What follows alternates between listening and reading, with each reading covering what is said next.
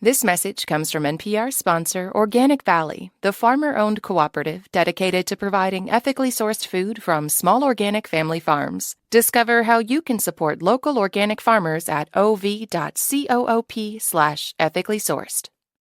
This is Fresh Air. I'm Terry Gross. How did evangelicals become Donald Trump's most unflinching advocates? That question plagued Tim Alberta as a journalist and as a self-described son of a white conservative Republican pastor in a white conservative Republican church in a white conservative Republican town. Alberta describes evangelicalism as the most polarizing and the least understood tradition that is also more politically relevant and domestically disruptive than all the others combined. To answer his own question about why many evangelicals support Trump, Alberta reported from evangelical churches around the country, ranging from megachurches to half-filled small churches and the church he grew up in a suburb of Detroit. He also reported from Christian colleges and religious advocacy organizations. He writes about how Trump has polarized the church in his new book, The Kingdom, the Power, and the Glory, American Evangelicals in an Age of Extremism. Alberta is a staff writer for The Atlantic and former chief political correspondent for Politico. His previous book is the bestseller American Carnage, on the front lines of the Republican Civil War and the rise of President Trump. Tim Alberta, welcome to Fresh Air. I'd like you to describe the split you're seeing now among evangelicals. Sure. Well, I think what we've seen in the past maybe 5 or 6 years, Terry, is sort of the bubbling over what had been a low-simmering crisis in the American evangelical church for a couple of generations now, which is essentially a divide in the evangelical movement among some Christians who are really like-minded sort of theologically and culturally and politically in terms of their approach to different issues, where they fall on certain biblical applications in society. Really where they differ is the question of emphasis, priority. You have some folks in the church who believe that it is not the job of the church to be out front fighting the culture wars, trying to sort of exert dominance over the country, because they feel as though their identity as Christians is rooted in something far deeper and far more transcendent than just their American identity, as it were.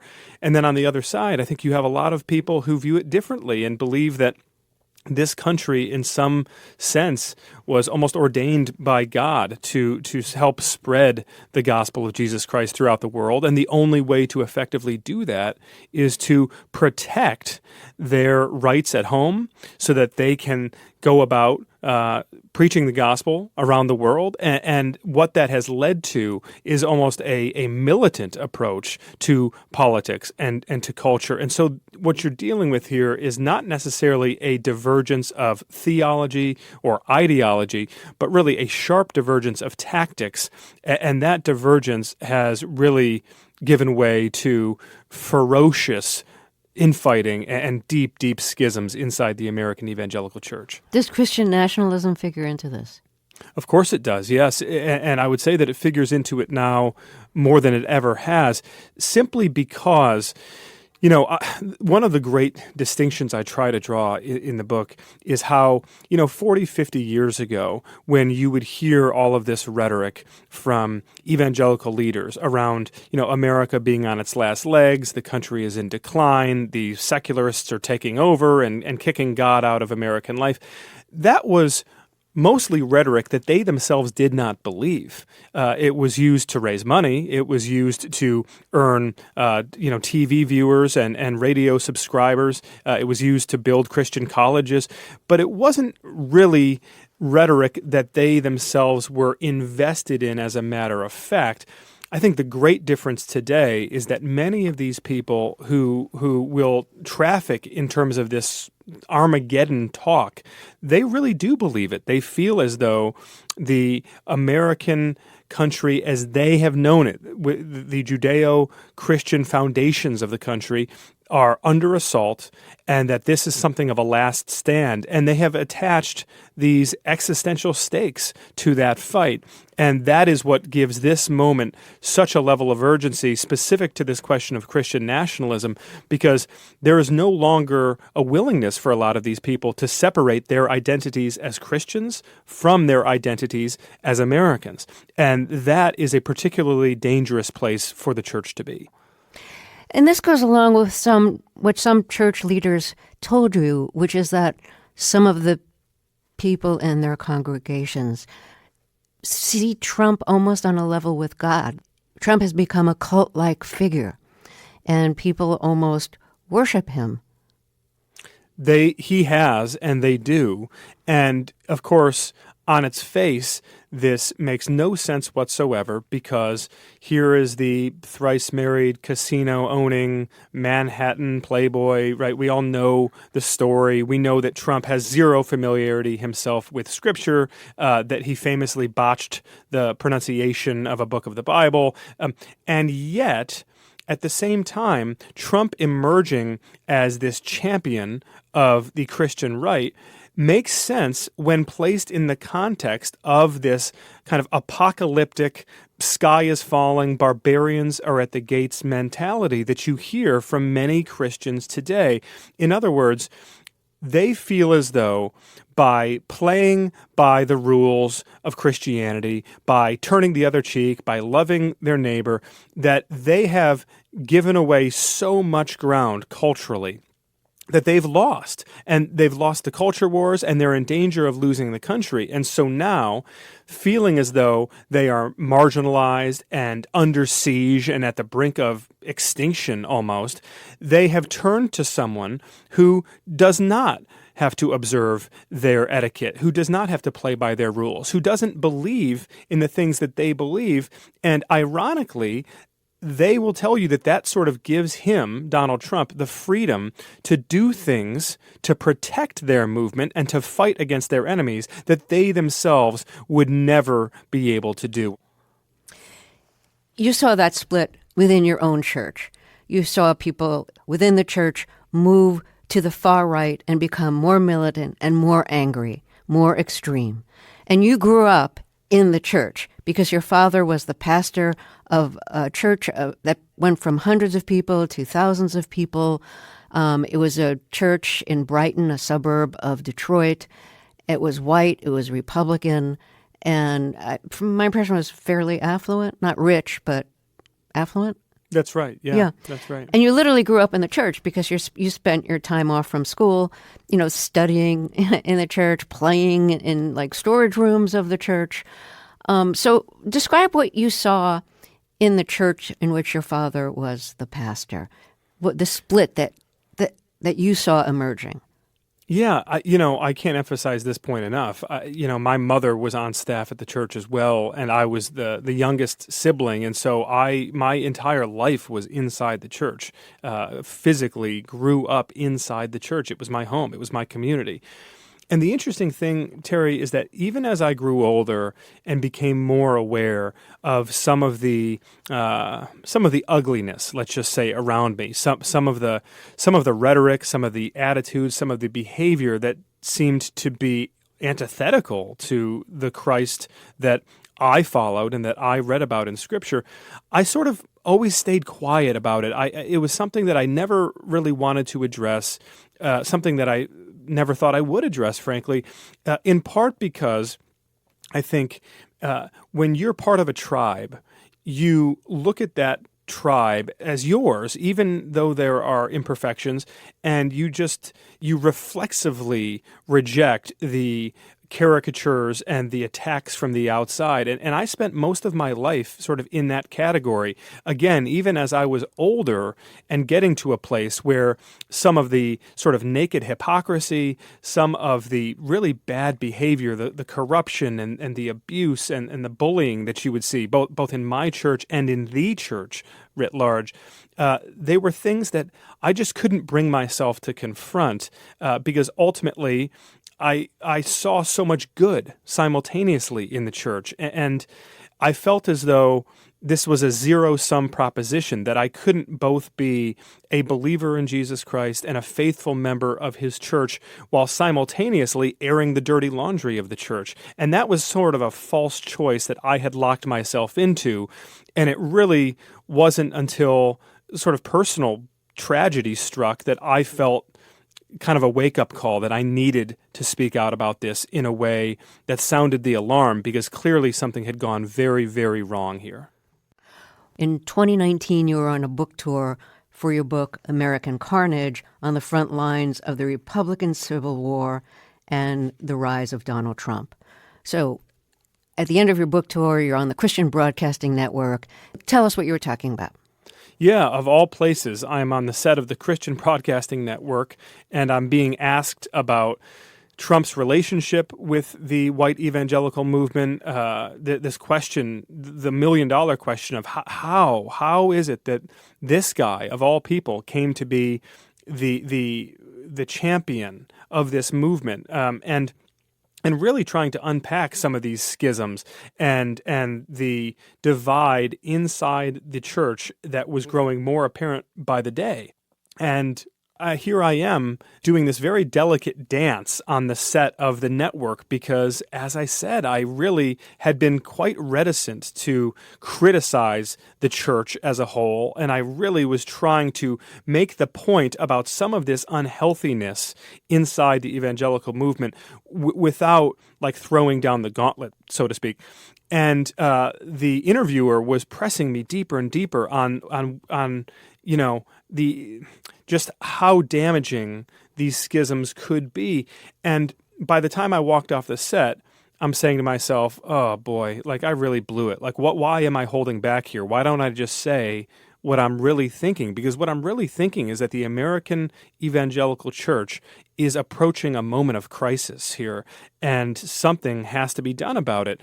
And as soon as I walk off the set, I'm looking down at my phone, and I have all of these missed calls, and my dad had collapsed from a heart attack and was dead.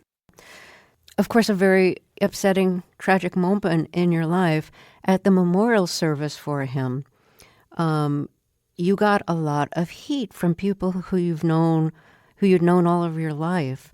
Tell us some of the things. Well, let me back up and say that Rush Limbaugh started quoting you and assailing you on his radio show. What was he saying about you? That's right. So the book that I had written was in the news. My dad died less than 2 weeks after that book had come out. And so, Rush Limbaugh was on his show describing some of my unflattering characterizations of Donald Trump and of the evangelical movement. Trump himself was tweeting about my book. I was getting a lot of threats, a lot of nasty email, a lot of criticism from right-wing media.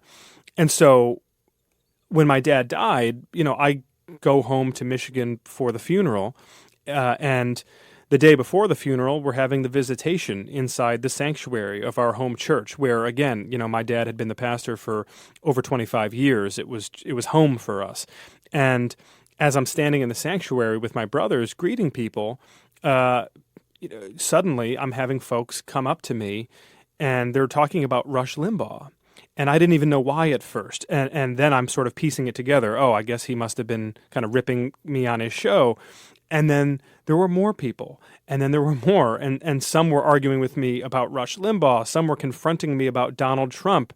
People were asking me if I was really still a Christian, if I was on the right side of good versus evil. There was and all the while, of course, my dad is in a box 100 feet away.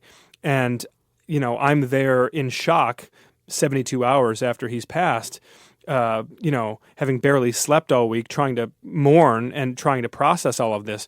And I've got people who I've known for most of my life, known me since I was 5 years old, who are, instead of hugging me, instead of crying with me, instead of just trying to wrap me in love at that moment, they're wanting to argue about politics. And they're insulting you. They're insulting me. And as I write in the book, it was clear in that moment that for them, they didn't see a hurting son. They saw a vulnerable adversary. And if they saw that in you, the son of their pastor, you who many of them had known your entire life, then what about people who they don't know? How easy is it to dehumanize them and just make them into the enemy? Well, that's a great point, and this is where, listen, Jesus said that the two great commands are to love the Lord your God with all your heart and mind and strength, and to love your neighbor as yourself. And this was just a moment where it became so clear to me that this thing has tilted so far off of its axis that it's one thing to try to minimize or explain away the hostile approach to the secular world, even though I think that is in and of itself completely unbiblical and unchristlike. But this was something different, altogether different, Terry, to your point. This is inside of the church to a fellow believer, taunting and mocking and hurting someone at their moment of great vulnerability. And over what? Over a political disagreement. And you're right. I mean, a moment that just sort of opened my eyes to say, boy, if this could happen to me in this setting, then what are we doing out in the world? What sort of damage are these Christians doing? Had your father seen the split in his congregation, and what did he make of it? Well, it was interesting. I think at some level he did, because my dad was a really serious theologian. He had advanced degrees from the country's top seminaries. He spoke Greek. I mean, he was a very, very serious intellectual Christian.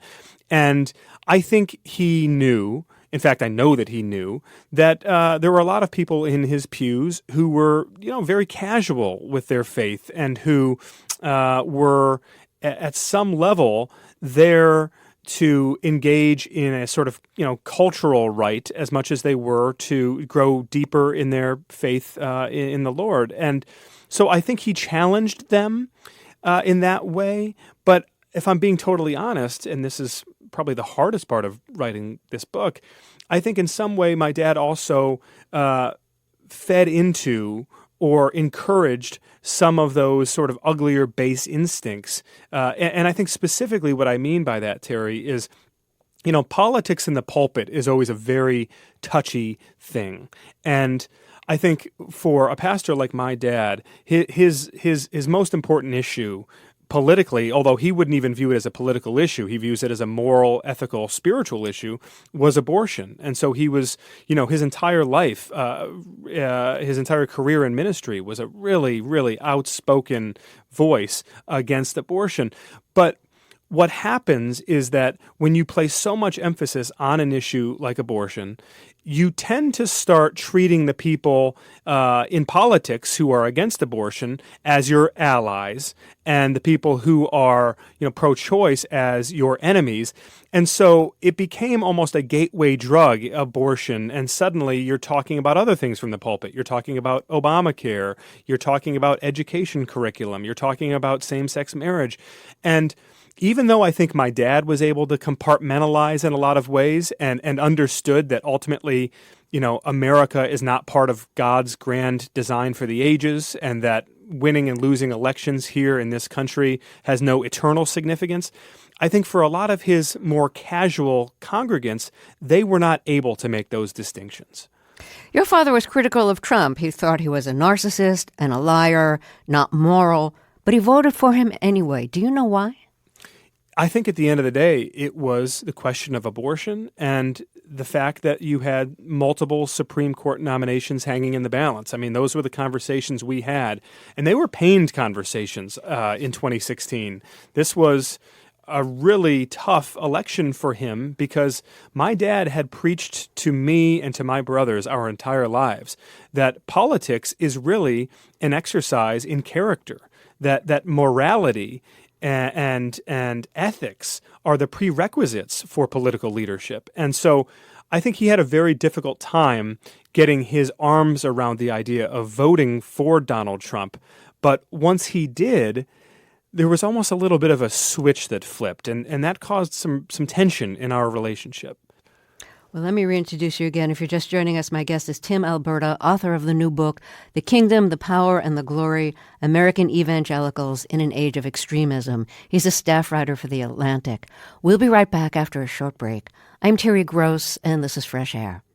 Support for this podcast and the following message come from Wise, the account that lets you manage your money internationally. With Wise, you can send, spend, and receive in over 40 different currencies. You always get the mid-market exchange rate with no markups or hidden fees. Simple. Download the Wise app today. Who's the NPR superfan in your life? Is it your uncle, your sister, your dog walker? Could it be you? This holiday season, make a proud public media nerd even prouder with a piece of NPR swag. From totes to decor to baseball caps and beyond, 'tis the season to shamelessly celebrate someone's NPR nerdery. Clear out your superfans wish list at shop.npr.org. You ever been there when an uncomfortable question about race comes up, but you don't know how to answer? That's where Code Switch lives. Each week, we're talking about race and how it intersects with every other aspect of your life, from politics and pop culture to history and food. Listen now to the Code Switch podcast from NPR. Discover a social media empire on a mission to reconstruct America using guns and Facebook. Welcome to No Compromise, podcast winner of the 2021 Pulitzer Prize for audio reporting. Go behind the hot-button issues in the national debate and listen to the No Compromise podcast from NPR. Let's get back to my interview with Tim Alberta, author of the new book, The Kingdom, the Power, and the Glory, American Evangelicals in an Age of Extremism. His previous book was the bestseller American Carnage, on the front lines of the Republican Civil War and the rise of President Trump. He's a staff writer for The Atlantic. The new book is about how Donald Trump has polarized the evangelical church. On one end, he's created a cult-like following within the church. On the other end, many pastors and congregants have left their churches over disagreements with Trump and his followers.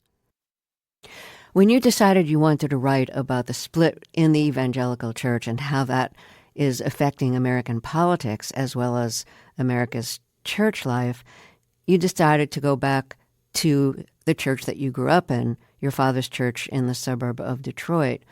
And the person who had succeeded him as the pastor was the person who had been his associate and was being groomed to take over eventually as pastor. His name was Chris Winans, and he was more liberal. He wasn't a liberal, but he was more liberal. What were the problems he started having when he took over?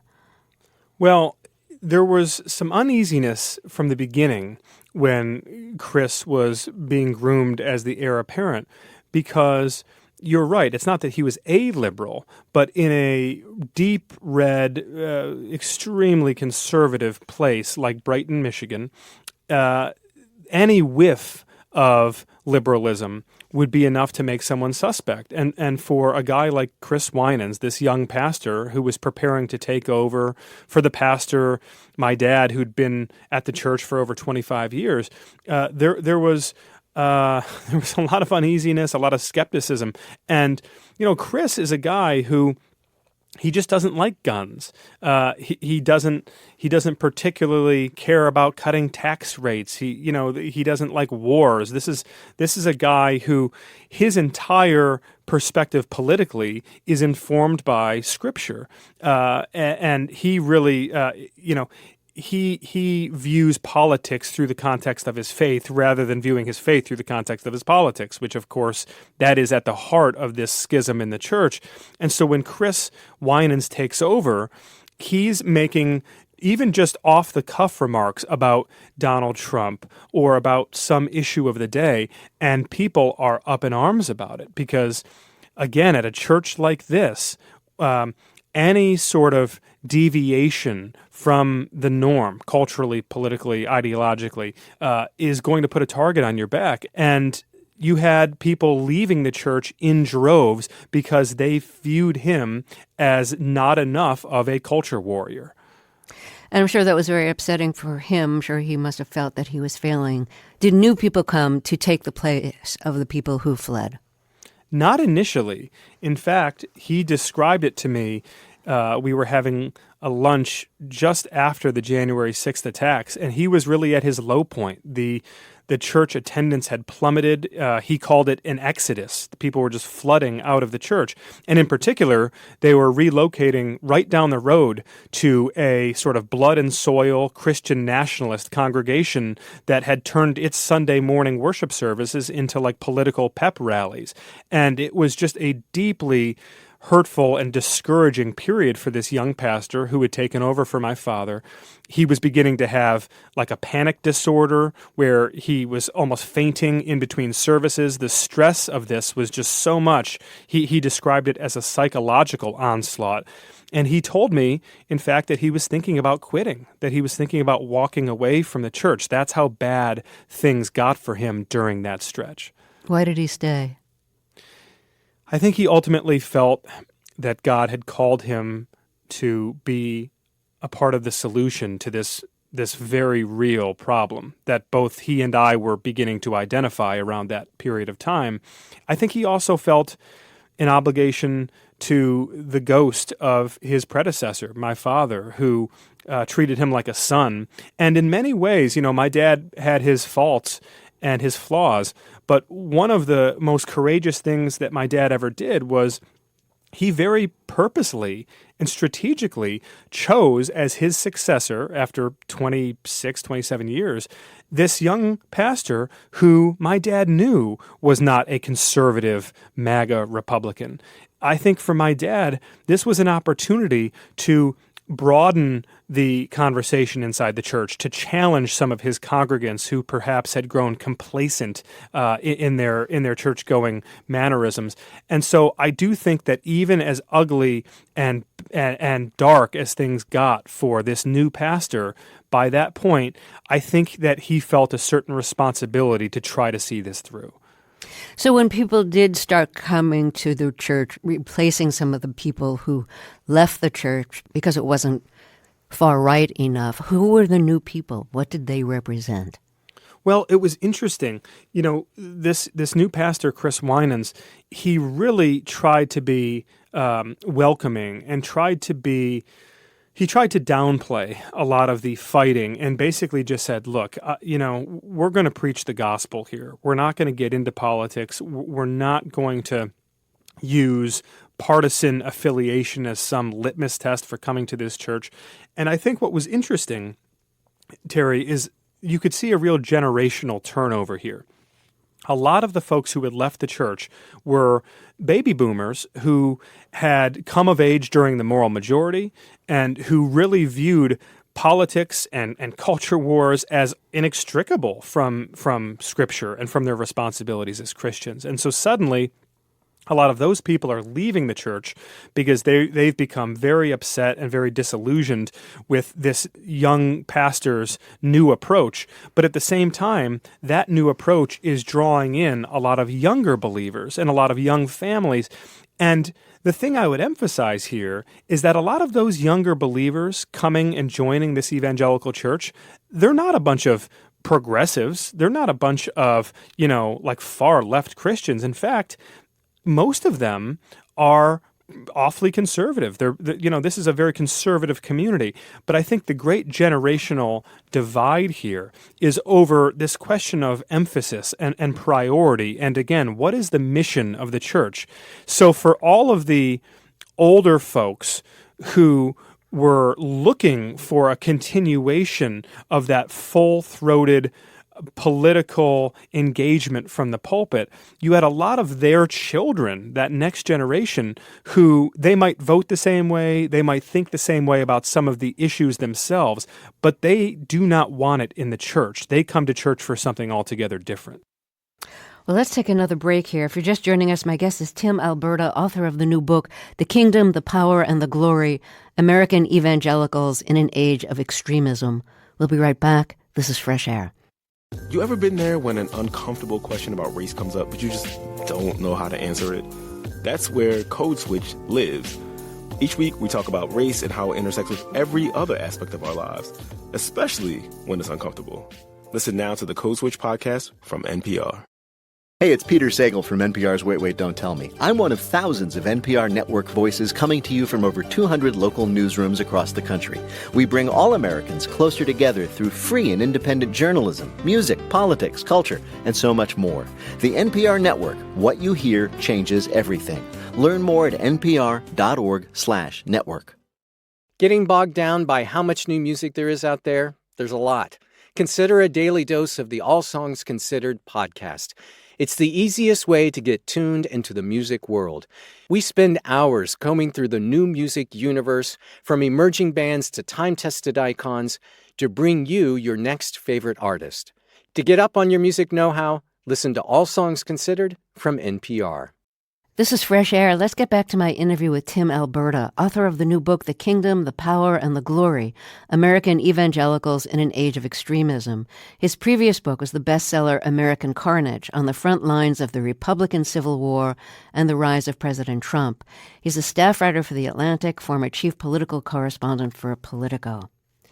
In his new book, he goes to the church in which his father was the pastor and looks at the split among evangelicals in that specific church and travels around the country looking at various churches, talking to various evangelical leaders, ones who are more mainstream and others who are very militant on the extreme right.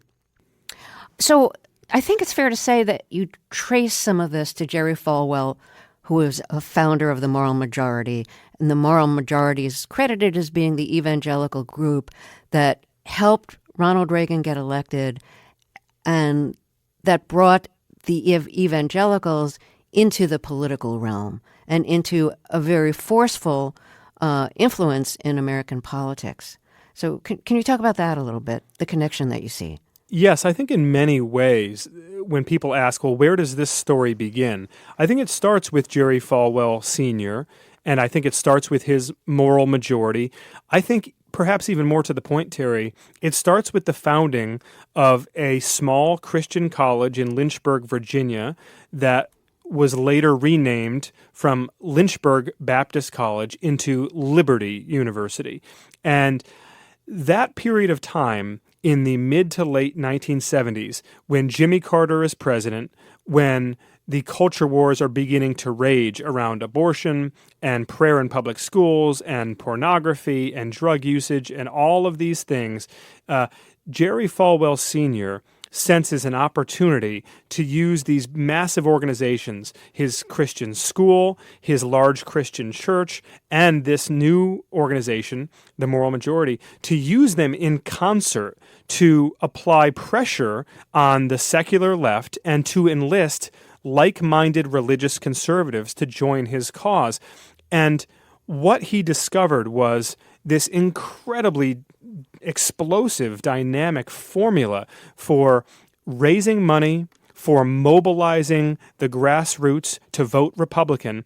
And I think what was so dangerous about it was that there's ample evidence to suggest that Jerry Falwell Sr. himself did not believe in most of this fear that he was peddling, this fear that he was using to exploit the masses of evangelicals who he was raising, hundreds of millions of dollars from and buying a private jet and flying around the country saying that the end is nigh. Falwell Sr. himself did not personally believe that, but he was planting this. How do you know? Well, I've spoken with a lot of people close to him. I've read some of his correspondences. There's ample evidence to suggest that Falwell and his contemporaries at the time, some of whom spoke to me for this book, they knew that what they were doing was dishonest, that it was duplicitous, and they didn't particularly care because they saw this as sort of a means to an end, the end being a conquest of the secular culture. And so once you justify things that way, then it's fair game. Would you say that Ronald Reagan kind of opened the door to evangelicals basically becoming the base of the Republican Party? I think in some ways, yes. This kind of shotgun marriage between Jerry Falwell Sr. and his moral majority and the Ronald Reagan campaign in 1980, I think it completely reoriented American politics as we knew it to that point. And what we see today in terms of Donald Trump's relationship with the religious right, the through line is Jerry Falwell Jr., who was probably the single biggest endorsement for Donald Trump back in the 2016 campaign, because it was establishing a continuity between not only generations of the Falwell family, but generations of these evangelical activists who had finally found relevance and success in the political arena and were really reluctant to give that up. Oh, you describe one picture of Jerry Falwell Jr. and Donald Trump, and the background was one of Trump's walls at one of his homes, and it's filled with like photos, and some of those photos are like Playboy models and other things that should be like far outside of what Jerry Falwell Jr. would be endorsing. Yes, and the great irony was that it was Jimmy Carter's presidency that really galvanized Jerry Falwell Sr. to get engaged and to mobilize these tens of millions of evangelical voters. And one of the specific things that Falwell Sr. cited was the fact that Jimmy Carter had the audacity to give an interview to Playboy magazine, which Jerry Falwell Sr. singled out as like an avatar of America's cultural and moral decay. And here is his son and his namesake, Jerry Falwell Jr., a generation later, posing in front of a Playboy magazine with Donald Trump giving a thumbs up and smiling broadly and tweeting that out to all of his followers. And just that split screen, that juxtaposition, tells you so much about the trajectory of this movement. Jimmy Carter was a much more liberal evangelical than the Falwells. But also that's the interview, the Playboy interview is the interview in which Jimmy Carter confessed that he sometimes had lust in his heart. Not that he acted on it, but, you know, that he had it in his heart. And I think the implication was he felt kind of guilty about it. But like Trump's lusted out loud, you know, like he's had affairs with Playboy models. And he's talked about like sexually harassing women and how cool that is.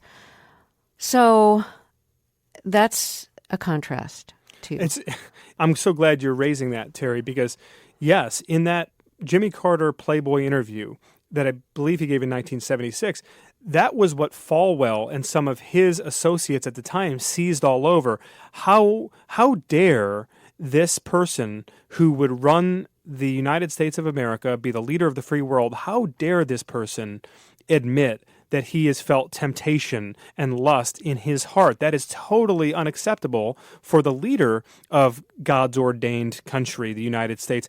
And yet here we are, 50 years later, dealing with a president who has become the unquestioned leader of that religious right movement, who has spent years parading his mistresses through the tabloids, boasting about sexually assaulting women, who was found guilty recently or found liable recently of sexual abuse by a jury. I mean, so understanding the backslide here of what the standards are and what they aren't inside the American evangelical movement, and really, I think, just to put it very bluntly, understanding the rank hypocrisy that has guided this movement in recent years is at the core of this story. Do you see parallels between the split in the evangelical church and the split in the Republican Party?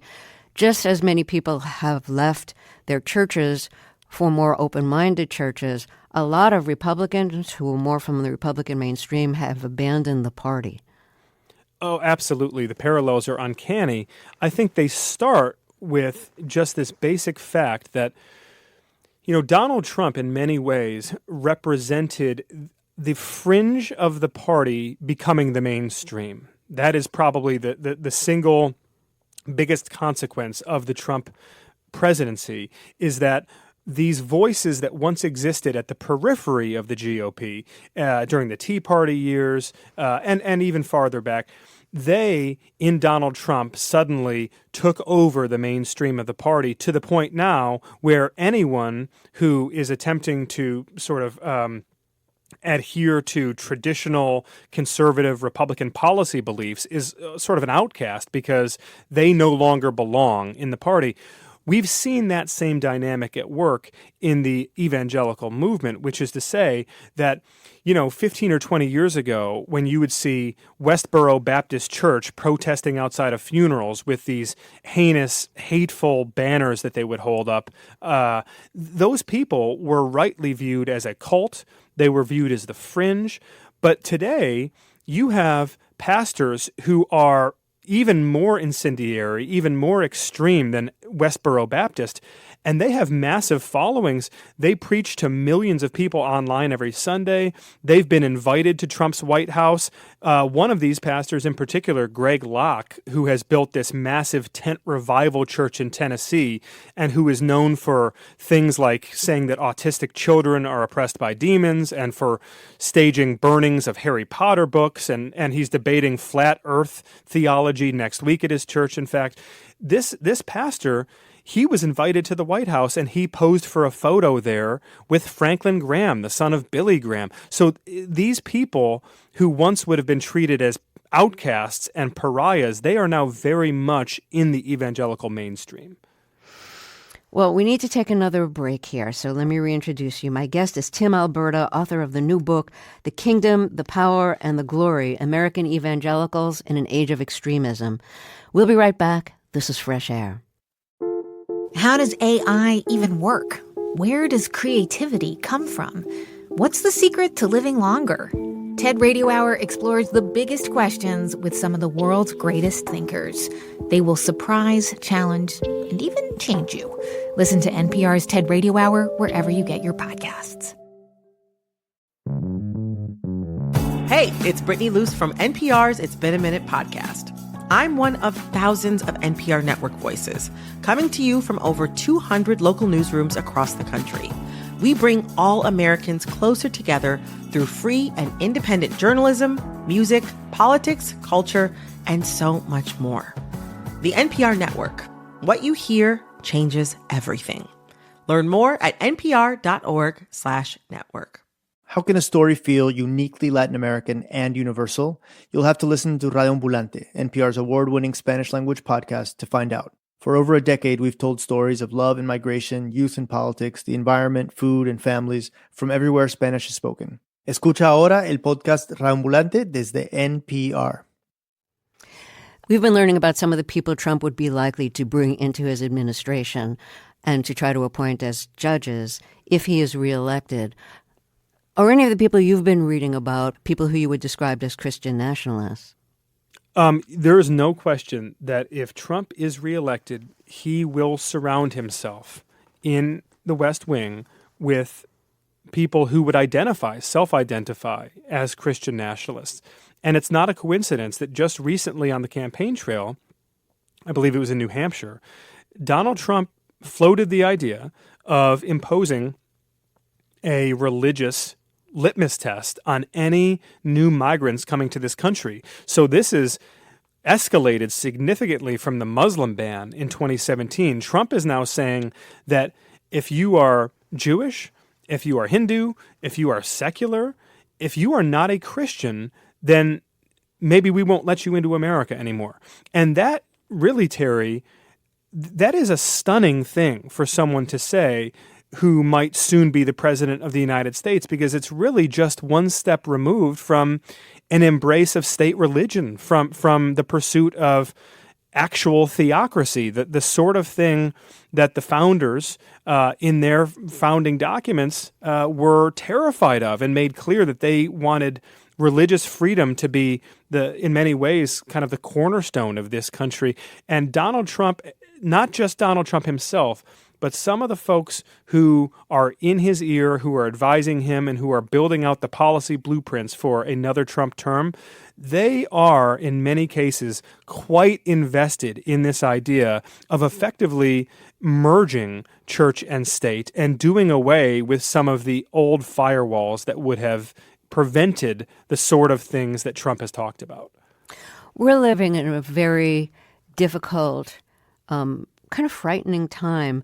There's the war in Ukraine, the war between Israel and Hamas, the tragedies in Israel and in Gaza, divisions in church and politics that are resulting in death threats in the U.S. We had an insurrection here. What verses in the Bible do you turn to in a time like this to help get you through the difficulties of the era that we're living through? I am so glad you asked, Terry. I really am. I think I would just single out two if I could. The first was one of my dad's favorite verses that he talked to us about since we were really, really young, which is Mark 8:36. What does it profit a man to gain the whole world but forfeit his soul?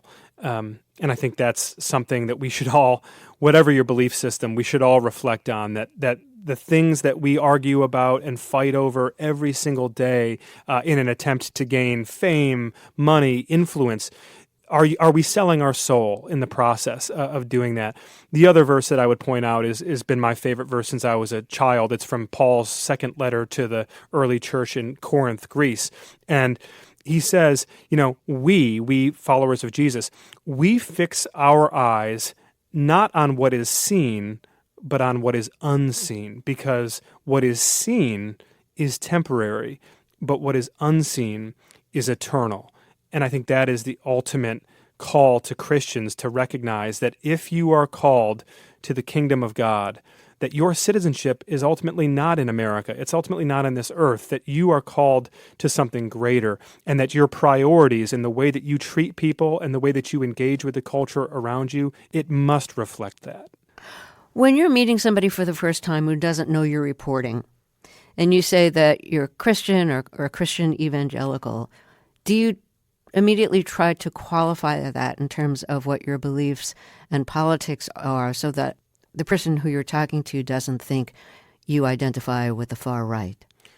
It's interesting. I didn't used to, but I've had to do that more and more. And I've had to do it not only to assure people that I don't identify with the far right, but when I go into evangelical spaces, I have to do it to make sure that they don't think I'm part of the far left. In other words, it's no longer sufficient when talking with Christians to say, yes, I'm a Christian, I'm a follower of Jesus, I can cite scripture, we can talk in depth about our theology and our doctrines. That's not enough. And that's really, in many ways, the whole problem, is that you have to then sort of qualify, well, what kind of Christian are you? Where are you on guns? Where are you on sexuality? Where are you on poverty programs? Where are you on the deep state and Donald Trump and his indictments? In other words, we've taken the biblical standards and we've set them aside to embrace an entirely different standard that has nothing to do with God, has nothing to do with our relationship to Jesus Christ, and really is that eternal, ephemeral thing that we are told time and time again in Scripture to avoid. Tim Alberta, I want to thank you for talking with us. It's been really, really interesting. It's been a pleasure. Thank you so much for having me. Tim Alberta is a staff writer for The Atlantic and author of the new book, The Kingdom, the Power, and the Glory, American Evangelicals in an Age of Extremism. Tomorrow on Fresh Air, our guest will be journalist Ari Berman, who's been covering efforts in the courts to dismantle the Voting Rights Act. He'll talk about the history of the act, which is considered one of the most effective pieces of civil rights legislation ever enacted in our country, and the implications of dismantling it. I hope you'll join us.